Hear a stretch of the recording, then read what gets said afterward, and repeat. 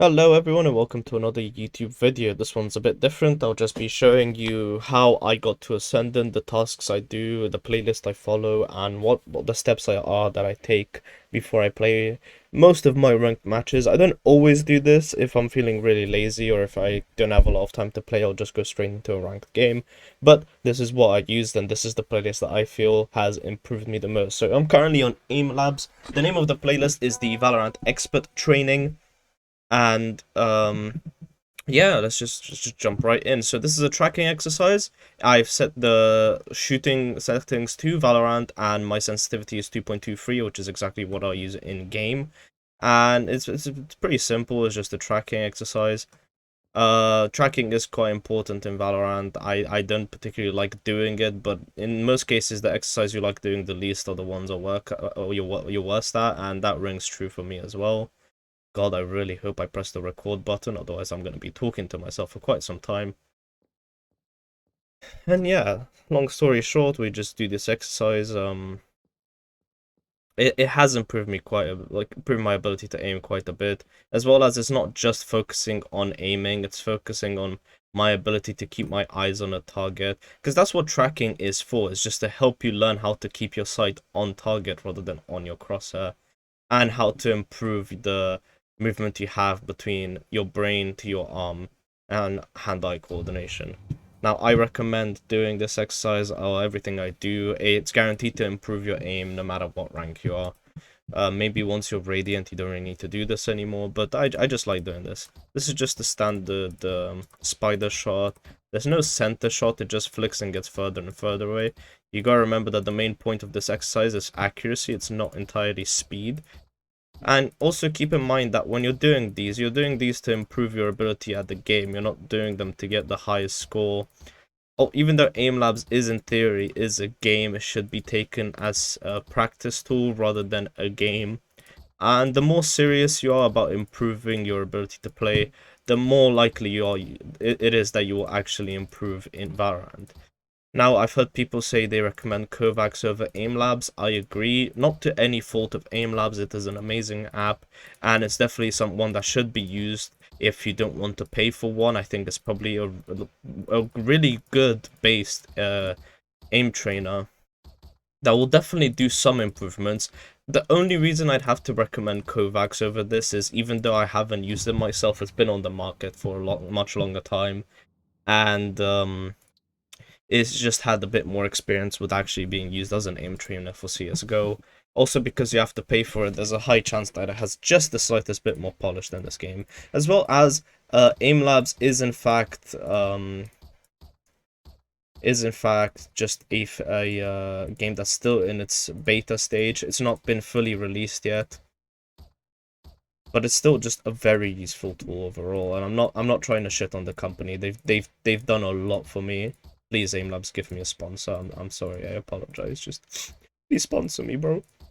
Anyways, last exercise, like I said, was all about precision with flicks, switching from long distance to short distance targets. As you'll see, this is the layout of, I think, A main on Ascent, and it's just basically teaching me how to do headshots from the entrance. This is a very good exercise. The person who made the custom maps for the Valorant training has done a really good job at simulating the height you need to aim at, as well as just the different gameplay mechanics. What I wish this exercise would have is if it could get the orbs to go up in heaven, because more often than not there'll be someone playing heaven rather than on side because they're not good at the game. But you know, I digress. It's still really good exercise. Really good exercise. This is probably Nah, this one's fine. This is just the spider shot exercise where the orb will constantly go back to the center and you have a set amount of time to reach the orb on the side. If you have one of these exercises and you happen to not be doing too well at them, don't feel too distraught. You can lower the difficulty. I've played all the way from beginner to the expert training, and I found the expert training is the one that works the best for me. But chances are, is if you do the beginner or the intermediate training, the exercise will be a bit easier, and they might even be better for you because they'll focus on stuff you struggle with more than what I struggle with. I just find this is a really good exercise for people who are very serious about improving their aim very quickly. Another thing you can do is, instead of just doing actual aim training by playing a game, there's an exercise you can do to help improve your tracking ability, and it involves reading books, which I know no Valorant players do because haha, play Valorant, who the hell reads books, right? But if you do have a book or a piece of text in front of you, try use your eyes to track the letters. Basically follow the outline of the letter as if you're writing it yourself using your eyes, and that will really improve your eye tracking. Although I don't recommend doing that for more than 5 minutes when you get started, because I've heard that it's actually likely to make you dizzy because it's ignoring the natural movement of your eye, and it might give you a bit of vertigo, but it will help your tracking.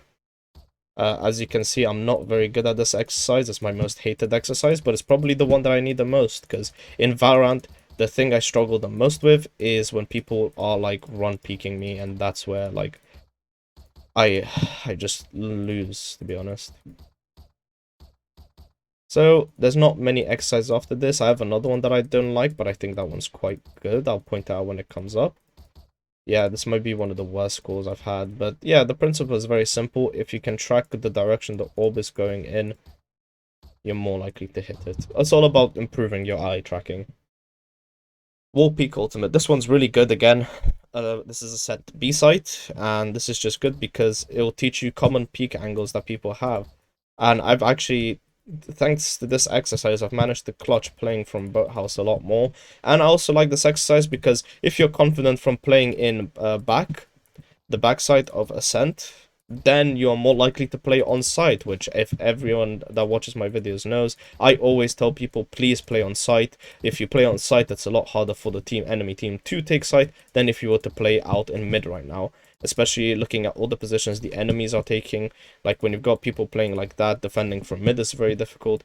Especially like this when you've already got two people on site. So I really recommend this exercise, especially if you struggle with Ascent. There are other map-specific exercises that you can do just by looking up the map name. I think those are really good as well. There's a Haven one on this specific playlist that I think is also really good.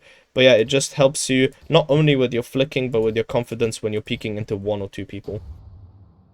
I got a new high score. Let's go. It's pretty sick. This is the exercise I don't like. This one's really difficult, but it does display the erratic movement that some players can have in Valorant. So if you see, I am actually getting shot at by the bots, and they do have extremely erratic movements. Sometimes I swear I land a shot. It's almost like I'm playing actual Valorant. But you know, it's just one of those things where I guess I'm just coping because I'm bad, you know? But still, really good exercise. The bots are constantly changing elevation and movement speed, which, you know, you won't have in Valorant, but it's still just a good tool to help teach you how to deal with people who are moving very quick. And it also shows you that if you squat, you move way slower than if you're standing, which is why you will see a lot of pro players and high elo players tell you to stop squatting when you shoot. Oh my god, I am absolutely terrible. Yeah. But yeah, this is my aim training routine. If you guys think there's anything I could add or anything that you think is interesting, let me know in the comments down below. I do read all the comments that you guys put out, and I do appreciate all the support. We're very close to 100 subscribers, and if we could reach that goal, that would be amazing. Not too bad, but not too good either. This is just the standard grid shot, but I prefer multi-shot over grid shot just because it's a bit more erratic and it forces you to think, and it also helps teach you target prioritization. I thought about doing an advanced tech video on target priority and what that means and what it includes, but target priority isn't really the most key thing in Valorant. It's more to do with stuff like Apex Legends or shooters where you're more likely to encounter multiple people at the same time. The only time target priority really comes into play in Valorant is when you're behind people and you have to choose the correct target to shoot at. I will do another advanced tech video that will probably talk exclusively about gunplay and how to effectively maximize gunplay. Because so far I've done the aim training one, but that doesn't really look about how guns actually work in the game, or the most effective way to use guns.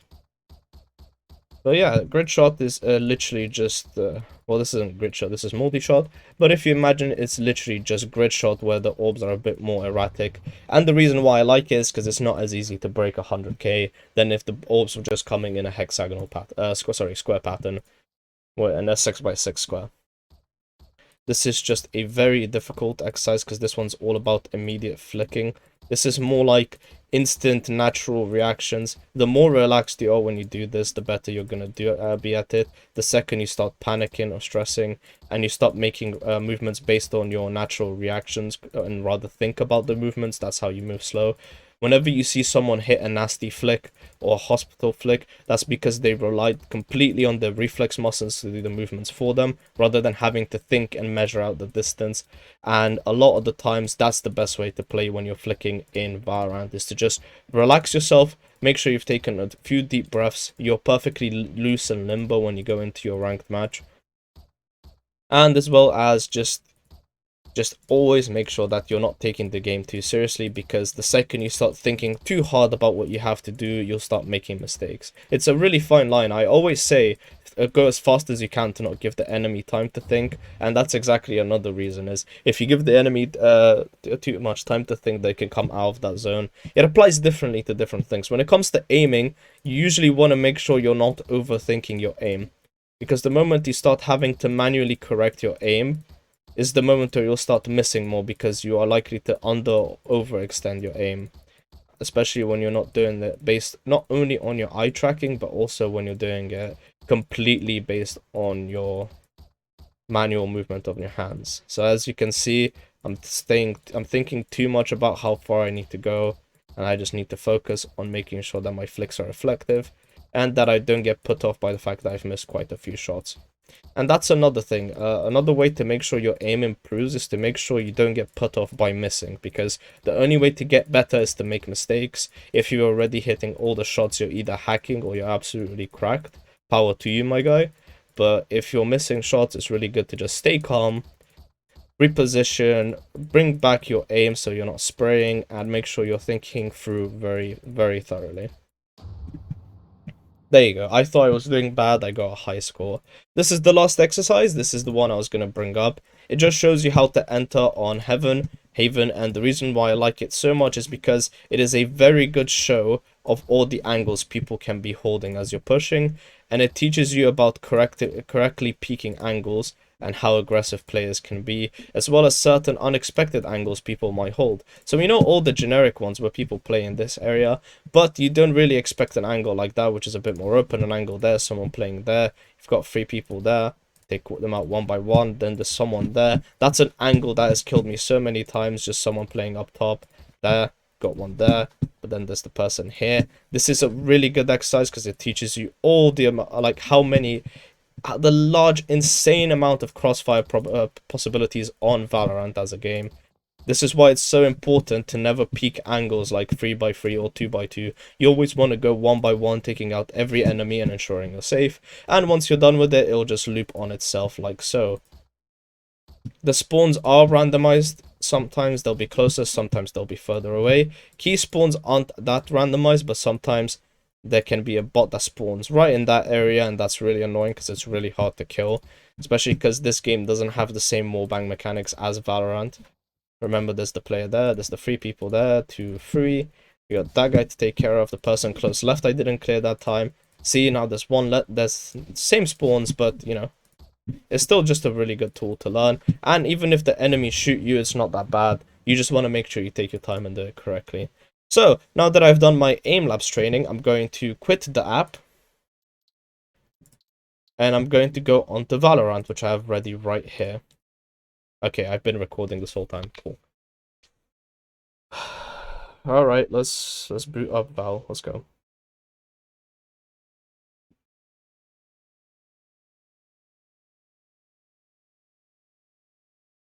So in order to assess myself and assess how I'm doing and whether I should be playing an aggressive or a passive role this day, what I'll do is I will go into the practice range and I'll do some practice bots. And the way I do that is just go into the range. And this is what I mean about transferring from game to game. Even though you can have the aiming on Kovacs or aim labs change to mimic the aiming mechanics of Valorant, you don't have the feel of the game. So ideally, what I do is, I know this is taking quite a long time, like this is close to 20 minutes, half an hour of like gunplay. But what I'll do is I'll buy a Sheriff, I'll buy a Vandal, first things first, get practice out, boop, boop, boop, just get a feel for how the game feels, are my shots landing where I'm aiming them, do I have the ability to aim and hit my shots? Yes, I do. Okay, I feel a bit more warmed up, I know how Valorant runs now. Obviously, if you're very confident with the game, you don't need to worry about doing that.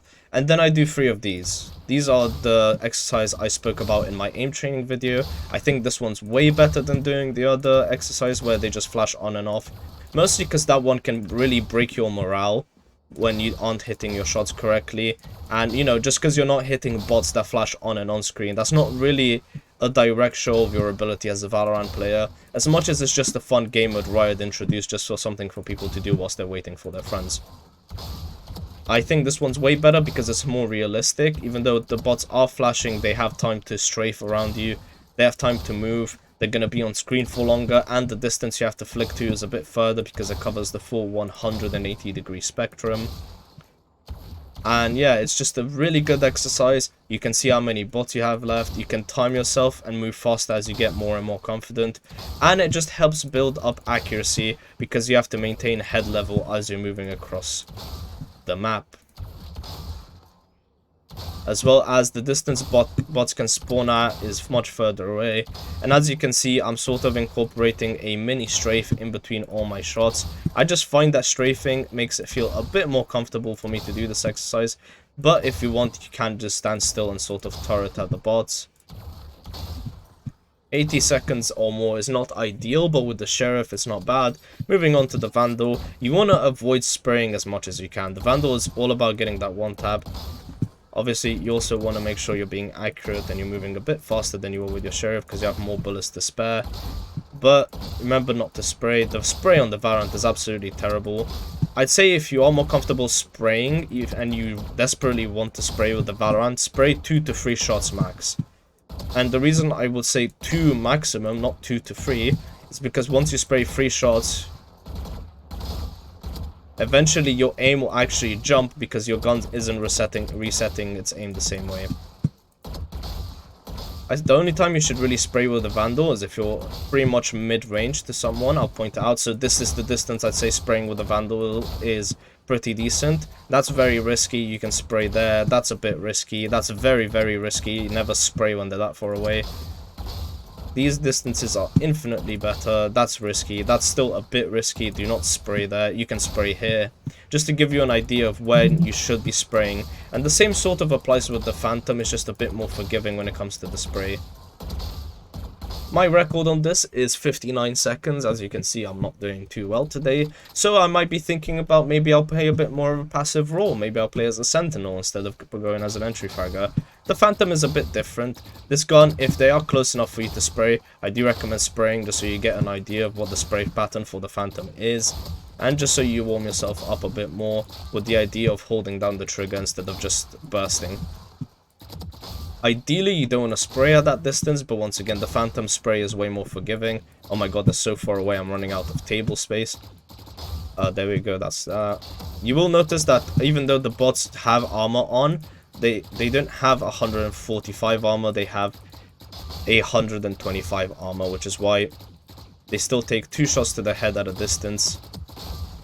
But as you can see, with the Phantom, it's very ideal to aim like either chest level or just below the neck because the Phantom spray shoots up quite quickly. And ideally, you'd want to hit the 2 bullets that will land on someone's head. Oh my god, I am my neighbors. What's going on? There you go. We're back. I think we're back. We're okay now. Cool. Just there, just there. I wouldn't say you want to aim as high as you would with the Vandal, because with the Vandal you're running the risk-reward of hitting that single headshot. But with the Phantom, if you hit a headshot from far away like that, you'll get the dink, but you won't get the kill. A lot of people know this, but it's still just important to keep in mind. And thankfully, if you've been playing this game for a while, you will naturally aim slightly lower with the Phantom. So as you can see, that's not a very good time. I'm not happy with that.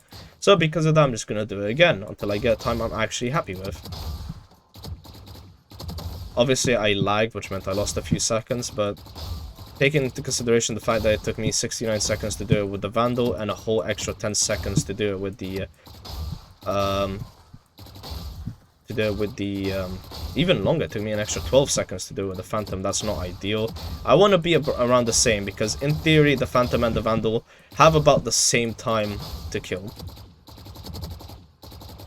Like I said, spraying is not ideal. One thing I've noticed about myself is I don't know exactly how long it takes for the Phantom to reset its spray. And a lot of the time, I'll think the spray has reset because I'm following the Vandal spray reset. And as it turns out, the Phantom isn't actually reset yet, so I end up dying to someone who's just a better player than me. But yeah, we're playing a little better now, we're warming up a bit more. As I say that, I'm starting to play terribly again. I'll say another thing to learn is just how far you need to drag the Phantom spray down, just so you can still keep hitting your shots on someone's body. As you saw there, the aim hadn't reset yet, even though I hadn't shot for a while. There you go, aim hadn't reset again. Let's go, 73, that's a lot better. So now what I like to do is, I like to use any movement ability I have available to me. And then I'll come here and I'll do this. This has been set on hard difficulty. I don't really like doing it with the Sheriff just because the bots will one-tap you. And they are running Vandals, so it's only fair for me to run a Vandal as well. This exercise isn't that good because you can learn the spawns of the enemies. But it's still a pretty good lesson on how you should be pushing aside correctly. There you go. All those bots are on the hardest difficulty, by the way. If they see me and I don't strafe correctly or I don't peek correctly, they will one-tap me. So just to show you, so I'm not lying, if I go there, it's on hard, done. If I press start, this is not as easy as I made it look, especially if you have a Phantom and there's a bot that's playing far away. If they see you and you don't shoot first, they will absolutely destroy you. But yeah, I do this exercise once. This video is already long enough as it is. Sometimes I do it twice if I die instantly, but then I'll do this exercise. This exercise isn't as good as the other one in my opinion, because as much as they want you to defend the spike on site, more than likely, you'll just do what I do, which is you'll learn where the bots spawn at. Take them out. I forgot to buy armor. Oh my god, that was terrible. This is what I like to do. I usually plant it here. And then use a movement ability to get to there. Pop my ultimate, and then wait for the bots to spawn in, like so. And then, bop, that's 2 bots dead. And then the third one you can just kill with a grenade. It's pretty decent because it shows you how to sort of play and defend the site, but I still wouldn't recommend it over the previous. The previous exercise is infinitely better. The one thing it is good for is just learning the angles that you're meant to peek and watch. So here, there's a lot of people die from here on Ascent, so it's good to learn that. And it also teaches you how to peek for Boathouse and what height you should keep the crosshair at. So once again, although it's really lazy to do it this way, having 3 of the bots push you at the same time is not as easy as I made it look. Like, they will actually just kill you straight up. But yeah, that's my aim training. This is how I prepare myself for Valorant specifically. And if this has helped you, I hope it does. If you think it's terrible, let me know. As always, make sure to like, share, and subscribe. And I'll catch you all in the next one. Peace out.